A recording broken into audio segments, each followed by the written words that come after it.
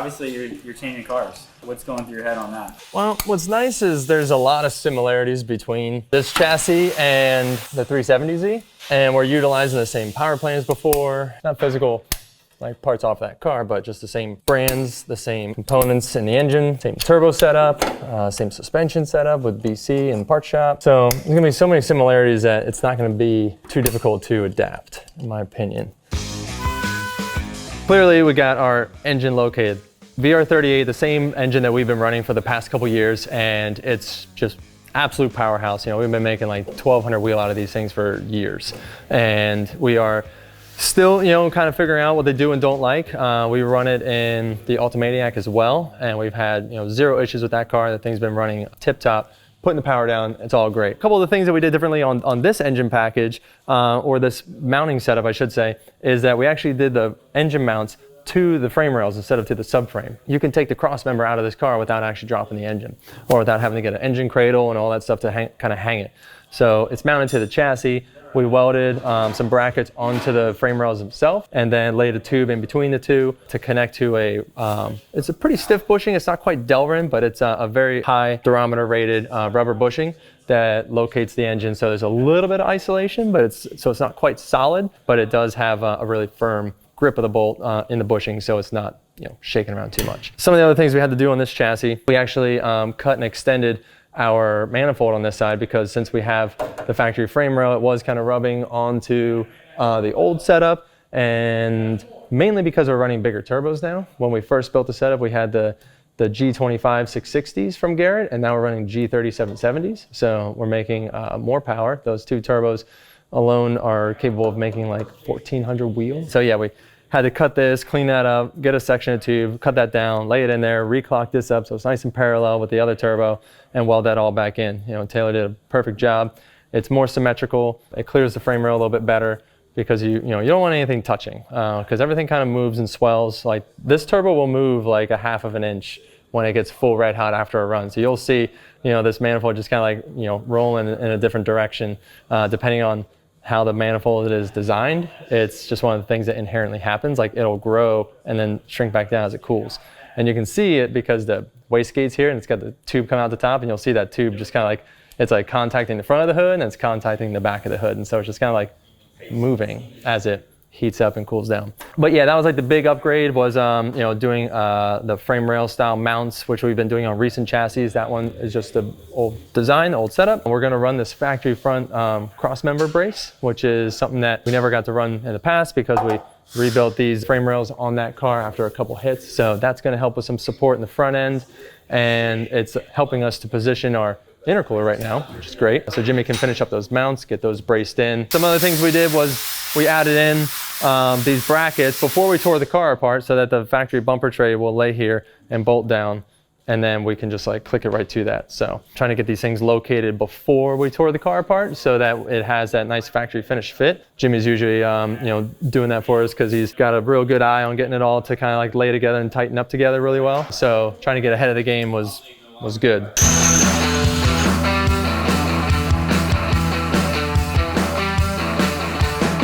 But yeah, they've been doing a great job getting everything located the way that we want it to be, learning from the past setups, applying to the new setup.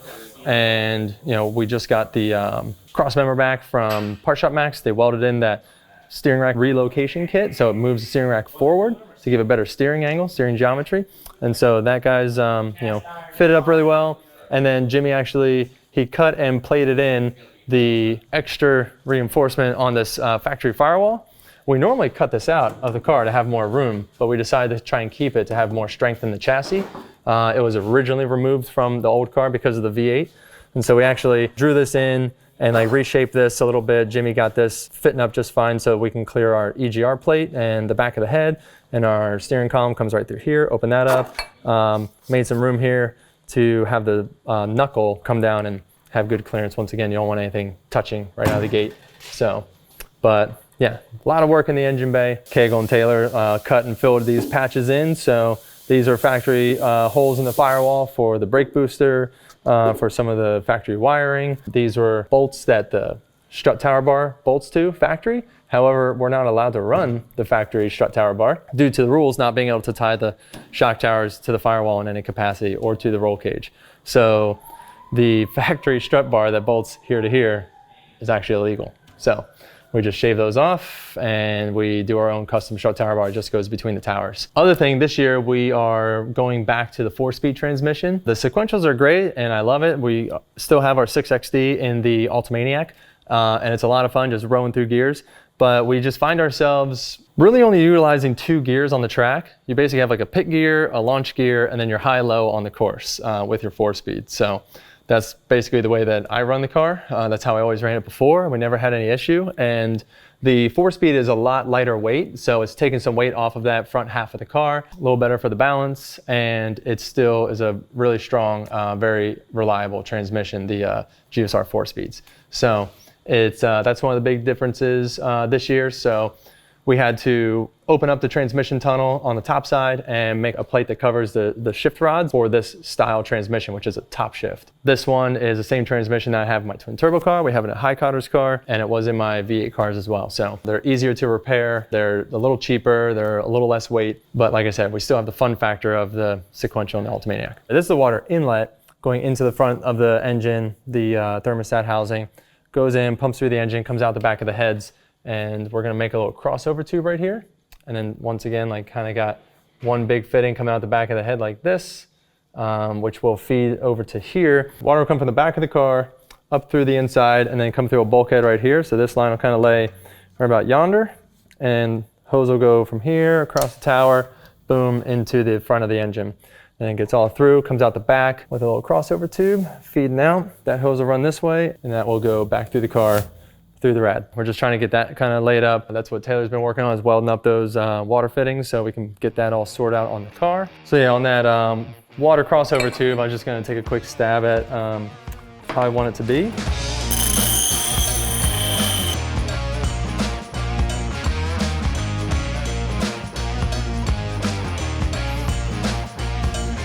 Yeah, it's looking pretty good. That's pretty much where it's gonna end up until we get Taylor to come and weld it. So just kind of get that part built, and then we'll grab another leg, cut the other side to fit into it, and then we're set. On the old chassis, we had our dry sump tank back here because that was the way that we originally built it with the V8 car, because we didn't have a rear mount rad or anything. And so the fuel cell was back here and the dry sump tank went there. And what we kind of came to learn is that it's a little bit better to have the dry sump tank forward, closer to the engine, and then we need to put something back in that place. So we went with the 6-gallon fuel-safe fuel cell. So it just drops right in. It takes up that right rear corner pocket to go along with weight transfer that we're trying to do, like getting everything over to the right side. We mount the fire bottle to the right side, we mount the battery to the right side, the fuel cell to the right side, and then the dry sump tank to offset the driver and the controls, steering column, the pedals, handbrake, any of that type of stuff, the seat, of course, that all kind of adds into the left side of the car. So that's a little structure that we whipped up and welded into the chassis, added some bracing, glued it all in so that it's nice and tight and waterproof. Not trying to have stuff splashing up into the back of the car.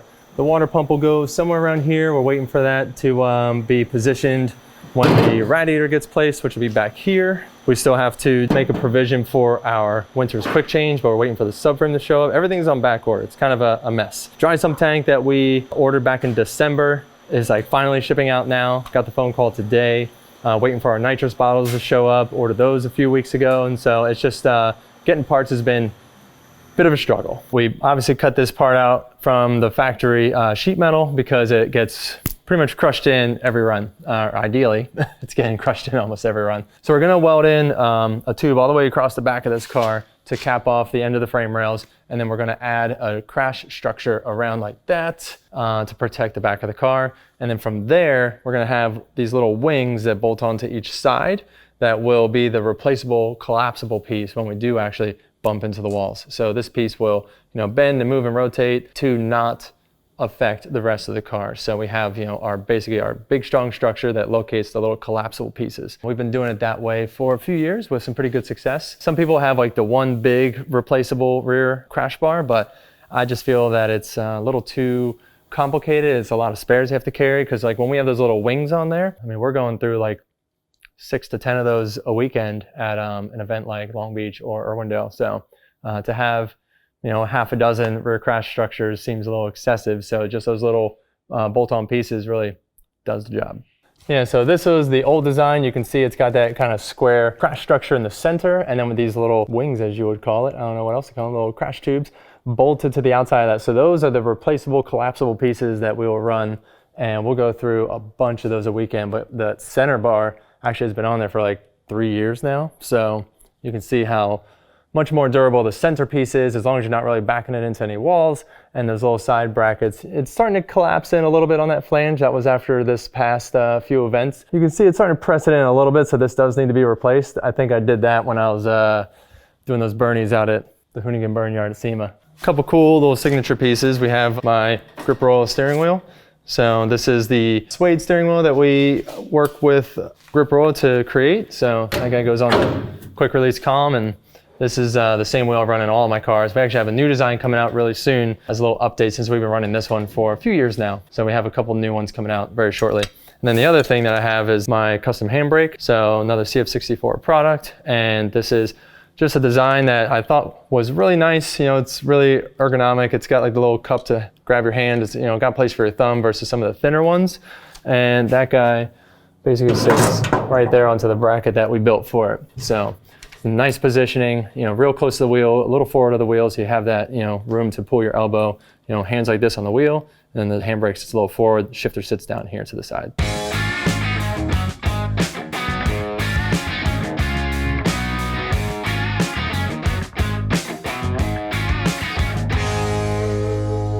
What do you want to do differently with this car compared to the past car? What's nice about this car is it's, with it being like a fresh new build, we're really placing everything where we want it to be the first time. That car is the longest running car in Formula Drift. It went 10 full seasons. We took that car through 3 different engine configurations, front mount radiator, rear mount radiator, rear mount rad in 3 different positions. Just really trying to learn about that chassis now that we've had so much time with it, and the style and the build of cars has changed so many times. Everything's going exactly where we wanted it the first time, so which is nice. So just make for a cleaner build, less cutting and grinding and moving of things. We have a little more space in the front end. We're moving it all forward to have more room for the piping for the turbos and the breathability in the engine bay, easier access to the alternator, things like that, where it used to be real tight. So things you just kind of learn. Watching a brand new intercooler getting formed.